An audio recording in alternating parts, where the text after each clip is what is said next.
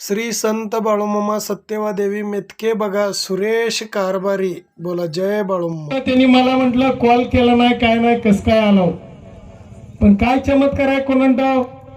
काल मी तळावरती येईन म्हटलं पण येऊ शकलो नाही आणि बरोबर देवाने आज इथं हजेरी लावली।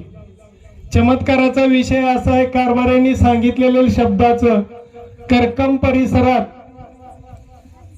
एक चमत्कार घडलेला आहे। बरेच दिवस ते कुटुंब सेवा करायचे मामांच्या पालखीत यायचे जायचे पण विश्वास नाही हो माणसाचा कुठंच ठाम। काय केल्यानं कधी गुण येईल काय केल्यावर कधी गुण येईल। त्यांना मुलीच सर्व होत्या मुलगा नव्हता आणि आरती करून जात असताना वाटत त्या भक्ताची माझी गाठ पडले। बोलोरा गाडी आहे त्यांची सीट असं ओढा भाडं करतात ती आणि मी म्हणलं अशी पालखी बाबा करकम परिसरातच आलेले तू ये कारभारींची भेट मेंढीच्या गळ्यात ओटी बांध तुझी इच्छा नक्की पूर्ण होईल। ती म्हणला मी सर्व केलंय राव काय केल्यानं फरक नाही आता काय तुम्ही सांगताय। मी म्हणलं तुझं जर मन असं चल बिचल करत असलं तर तू कुठं जरी गेला तर तुला रिझल्ट भेटणार नाही। तू कारभारींपाशी ये बघ तर अनुभव। मग त्यांनी नवरा बायकोला मी त्यांना यायला सांगितलेलं कारण त्यांनी मेंढीच्या गळ्यात ओटी कारभाऱ्याने सांगितल्याप्रमाणे त्यांची जी नियमावली आहे ती नियमावली त्या भक्तांनी केली।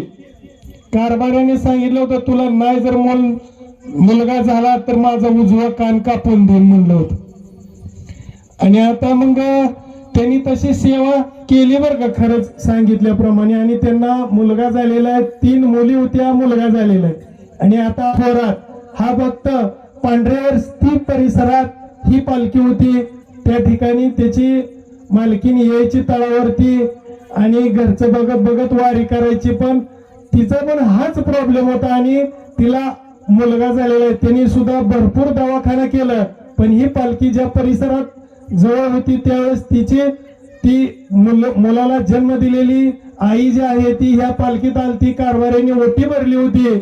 आज तो जन्म दिलेला मुलगा बालक पंढरपूर मध्ये दवाखान्यात आहे सिजर झालेला आहे त्यांचं।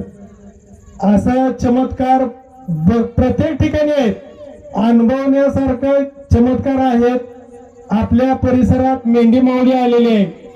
मेंढी माऊलीला मामांनी लक्ष्मीची पावलं लक्ष्मी आहे असं त्यांनी सांगितलेलं आहे। मामांनी माझ्या मेंढीला जो जोपासल जो मनोभावे सेवा करल त्याला इतकं उतू येईल की घ्यायला सुद्धा हात कमी पडेल असं मामांनी सांगितलेलं आहे। त्यामुळं आपल्या परिसरात ही मेंढी माऊली ही पालखी आलेली आहे। आपल्याला जमल तशी सर्वांनी सेवा नक्की करावी प्रत्येकाची समस्या पूर्ण होणार कारण का आपल्याला माहिती आहे मामांनी सांगितलेला आतापर्यंत शब्द कुठलंही खोटं ठरलेलं नाही इथून पुढेही ठरणार नाही। काय आज गेल्या 2-3 वर्षापूर्वी पाणी प्यायला नव्हतं इतका दुष्काळ होता ना आता पाणी करून लोकांची जीवित हानी झाली। मग प्राणी तर किती गेले त्याचं माप नाही। आणखीन सुद्धा येणारा काळ आपल्याला माहित नाही।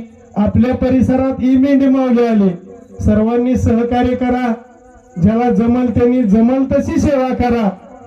इथंच थांबतो एवढंच बोलतोय बोला जय बाळूमामा।